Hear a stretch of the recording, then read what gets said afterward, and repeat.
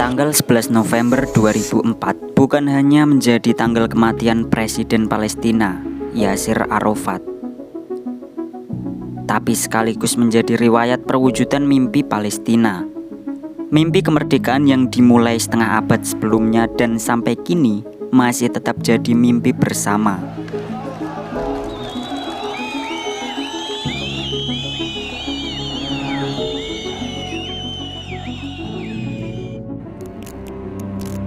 We don't like war, but the person who had been kicked out from his homes is obliged, and he has the right to fight.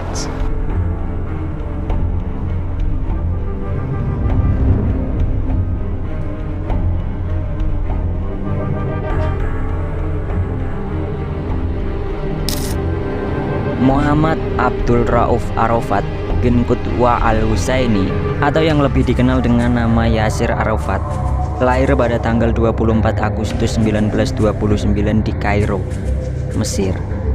Ayahnya adalah seorang pedagang tekstil, sedangkan ibunya berasal dari keluarga Palestina di Yerusalem Lama. Arafat adalah anak kelima dari 7 bersaudara. Ketika berusia 5 tahun, ibunya meninggal dunia. Dengan kematian sang ibu ini, Arafat hidup di bawah asuhan sang paman.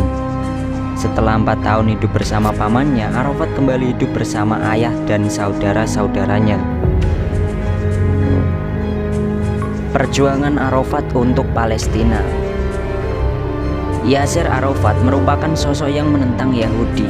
Menginjak remaja saat berusia 17 tahun, ia sudah berani menyelundupkan senjata api ke Palestina.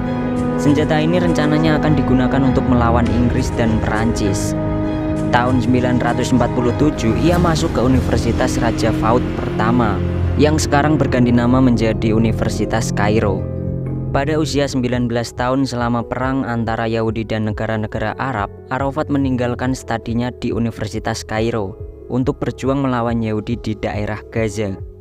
Kekalahan negara Arab dan berdirinya negara Israel membuat Arafat putus asa. Akhirnya ia mengurus visa untuk belajar di Universitas Texas. Hal ini bertujuan untuk memulihkan semangatnya dan kembali mengejar mimpinya akan kemerdekaan Palestina. Beberapa tahun di Amerika, semangat nasionalismenya semakin menggelora. Kemudian ia memutuskan untuk kembali ke Universitas Kairo mengambil jurusan teknik sipil dan menghabiskan banyak waktunya sebagai pemimpin mahasiswa-mahasiswa Palestina. Pada tahun 1956 ia berhasil menyelesaikan studi dan mengambil gelarnya. Setelah merampungkan studinya, Arafat sempat bekerja di Mesir, kemudian ditempatkan kembali ke Kuwait. Ia bekerja di Departemen Pekerjaan Umum. Tak lama setelah itu, ia berhasil menjalankan usaha sendiri dalam bidang kontraktor. Sembari bekerja, ia juga menghabiskan sebagian waktu luangnya untuk kegiatan politik. Ia menggunakan sebagian besar keuntungan usahanya untuk kepentingan politiknya tersebut. Arafat memiliki cukup banyak teman dan pengikut, sehingga pada tahun 1958 bersama-sama dengan teman-temannya Arafat mendirikan Al-Fatah, yang merupakan sebuah jaringan rahasia bawah tanah.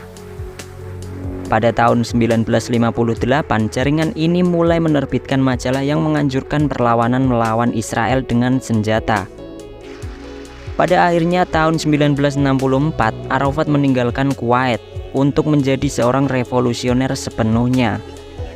Ia mulai merencanakan serangan Fatah ke Israel dari Yordania. Serangan pertamanya adalah untuk meledakkan pompa air Israel. Namun usahanya itu gagal. Kemudian Fatah meluncurkan serangan terhadap sasaran sipil Israel dari Yordania. Serangan ini menjadi tonggak permusuhan antara Arafat dengan Amerika. Karena Israel merupakan anak emas Amerika, memusuhi dan memerangi Israel sama halnya bermusuhan dengan Amerika.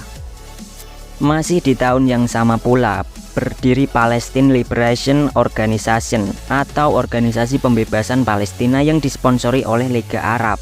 Organisasi ini mengumpulkan semua kelompok agar bersatu membawa Palestina menjadi negara merdeka. Sikap Arab lebih bersifat kebijakan mendamaikan dibanding kebijakan Al-Fatah. Tetapi setelah kekalahan mereka melawan Israel tahun 1967 dalam perang selama 6 hari, Al-Fatah bangkit dari bawah tanah sebagai kelompok paling kuat dan terstruktur dengan baik dibandingkan kelompok-kelompok lainnya yang membentuk PLO. Pada tahun 1969, Al-Fatah mengambil alih organisasi pembebasan Palestina dan menobatkan Arafat menjadi ketua komite eksekutif.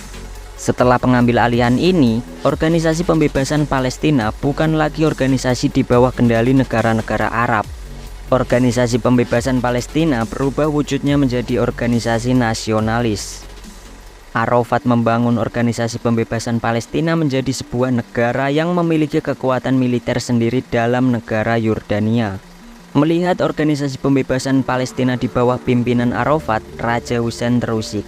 Ia terganggu dengan serangan-serangan gerilya dan kekerasan lainnya yang dilakukan oleh organisasi pembebasan Palestina terhadap Israel. Akhirnya Raja Hussein memaksa organisasi tersebut hengkang dari negaranya. Setelah itu Arafat mencari jalan membangun organisasi yang sama di Lebanon. Namun sayangnya ia tersingkir oleh pendudukan militer Israel. Ia berjuang mempertahankan organisasi itu tetap hidup dengan memindahkan markas besarnya ke Tunisia. Arafat sendiri juga berulang kali bertahan hidup. Ia pernah lolos dari kecelakaan pesawat, lolos dari percobaan pembunuhan oleh agen rahasia Israel, dan pulih dari penyakit stroke yang serius. Perpindahan dari satu negara ke negara yang lain tidak mempengaruhi komitmen Arafat untuk beraksi. Pada bulan September 1972, tentara Fatah membunuh 11 atlet Israel pada Olimpiade Munich Games. Pada tanggal 2 Maret 1973, salah satu anggota organisasi pembebasan Palestina membunuh Cleo Noel, seorang duta besar Amerika Serikat untuk Sudan. Pembunuhan ini tidak diragukan lagi untuk menarik perhatian internasional dalam perjuangan Palestina. Namun organisasi juga dikutuk karena taktik yang brutal. Hidup Arafat sendiri adalah perjalanan, berpindah dari negara yang satu ke negara yang lain untuk mempromosikan Palestina. Ia selalu menjaga agar gerakannya tetap bersifat rahasia. Periode setelah pengusiran dari Lebanon merupakan masa sulit bagi Arafat dan PLO atau Organisasi Pembebasan Palestina. Lalu gerakan protes Intifada mendorong Arafat untuk menarik perhatian dunia terhadap kesulitan yang dihadapi Palestina. Pada tahun 1988 terjadi perubahan kebijakan. Dalam pidatonya di PBB di Jenewa, Swiss, Arafat menyatakan bahwa PLO menolak aksi terorisme dan mendukung hak semua kelompok yang bertikai di Timur Tengah untuk hidup damai dan aman, termasuk negara Palestina, Israel, dan negara-negara tetangga. Hal ini menjadi perjanjian damai antara Palestina dengan Israel mulai menemukan titik cerah.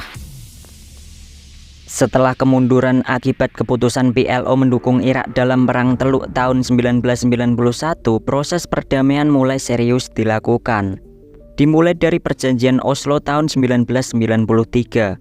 Perjanjian ini akhirnya membawa Arafat memperoleh penghargaan Nobel Perdamaian tahun 1994.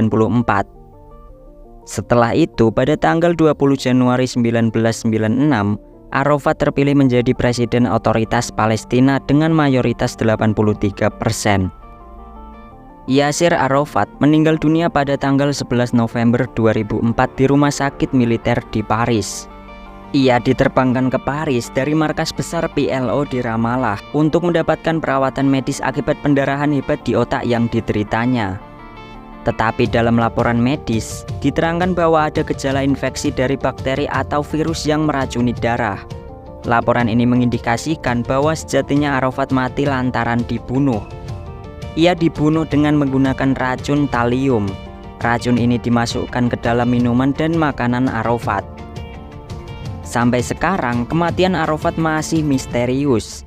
Apakah ia mati lantaran penyakit yang dideritanya atau justru mati karena diracun?